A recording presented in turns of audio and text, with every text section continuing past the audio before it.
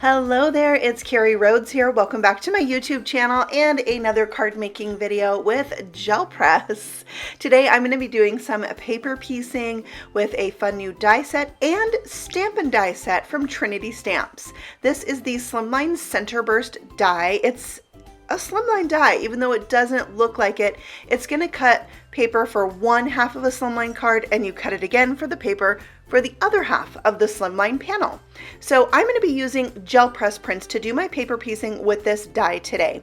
These are the prints I'm going to be using. Some of them have already been cut up and used, and they just have amazing texture and the colors of the rainbow that I wanted to use. This is my 8.5 by 11 gel press, and I'm going to be using some acrylic paint. I thought I would just show you really quick how I made prints similar to the ones I'm using today. So I used some sweet berry paint. This is acrylic paint that's heavy bodied, it's thick, and it has a matte finish. It's my favorite paint to use on my gel press. Then I'll bring in my 6-inch brayer, since I am using such a large gel press and I want all over coverage, blending these two colors together. Some of it will blend and some of it will remain separate, and that's exactly how I like it.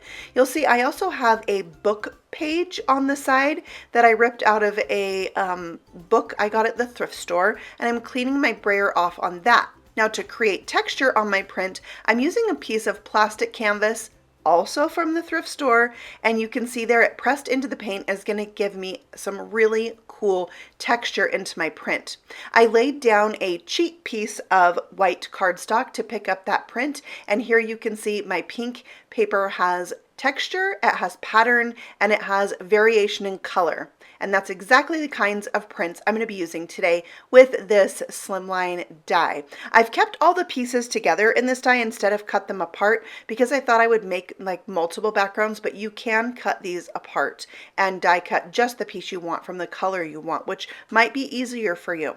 So here's my 8.5 by 3.5 panel, and I'm going to start laying out the pieces I want to use. Now, I kept all the colors together, left them in order that they cut in the die, then I can just go around and easily grab the piece I want to use next, and going in rainbow order.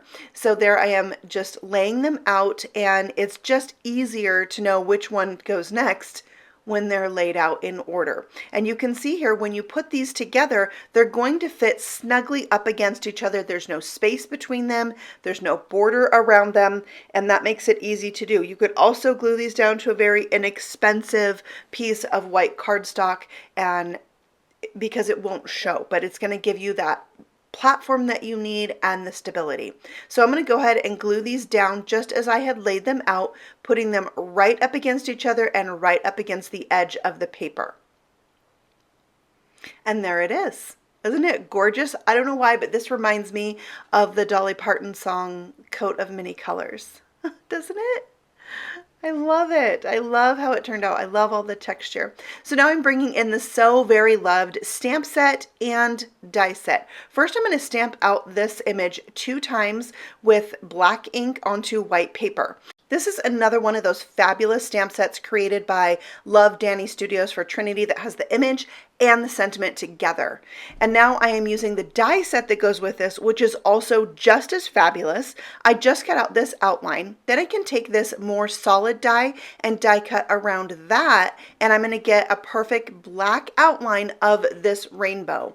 So I'm going to be doing paper piecing with this stamp and die set as well. There you can see that outline, and then I die cut one solid one from white. I can layer these two together, and then I have a base to do my paper piecing. I'm going to use scraps left over from making my background, and then die cut out some pieces to fill this in. So now I'm just gluing down the black outline to the solid white piece. Now, if a girl happened to have some adhesive sheets, it would be really nice to die cut that solid piece from the adhesive sheet and have the adhesive on top. Then you could just stick down all your pieces. But maybe a girl doesn't happen to have that in her stash right now. so she's using glue, and that's fine too.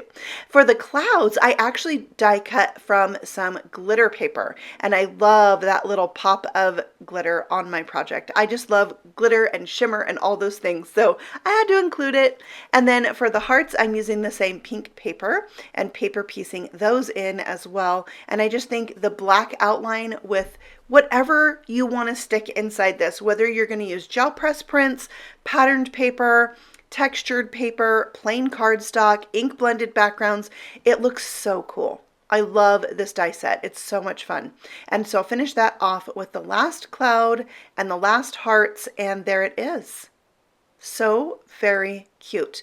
Now I'm going to layer this right over my stamped image. Now my stamped image has become a guide for me to piece this all together. Now I wanted to paper piece the sun as well. So I'm going to stamp the image, just getting the sun right there on a scrap of my yellow gel press print. And then I'm going to cut that out. When you paper piece with stamped images, you want to cut right on the black line. That way, when you stick it down to the stamped image, your black line of each piece kind of meets up, and there it will glue down right over the top of the one already stamped. Just like that. You can see I also die cut out the word loved with the two scripty dies, and now I'm going to die cut out the sentiment from that second stamping that I did with this die right here. It cuts out the whole thing, so you could use the sentiment completely separate from the rainbow. Okay, so now the scripty word loved has two dies. One that cuts out a bolder piece that's going to fill in the stamped word loved, and then a skinnier one that you can layer on top of that. So I die cut those, the bolder one from the green gel press background and the skinnier one from the blue, and layered them together because I didn't have the green and the blue in my rainbow, and it really kind of looks like the earth. And then it reminded me of the Bette Midler song, where the world looks blue and green from a distance. You remember that song? Yeah, I'm aging myself right there. So here's one that I die cut out, but I messed it up. It was a little too far over to one side. I didn't want to waste it, so I glued it to the back of the one that I liked, and that's going to give it a little bit of lift. So now my rainbow is going to be adhered with foam squares, and my sentiment with just an extra layer of cardstock, so it's going to have a little bit of lift. And again, I'm using the stamped image as my guide to paper piece that together, and I have a very dimensionalized centerpiece for my background, and I'm adhering that to a mat of black cardstock to really frame it out and draw your eye into that piece and play off the black that's outlining the rainbow. Now I'm taking the Slimline Rainbow Builder die set, another amazingly cool die set from Trinity. I love this rainbow that stretches over an entire slimline card because I am a slimline card addict for sure. Now I'm just using that border cloud die on the top and the bottom of a piece of vellum.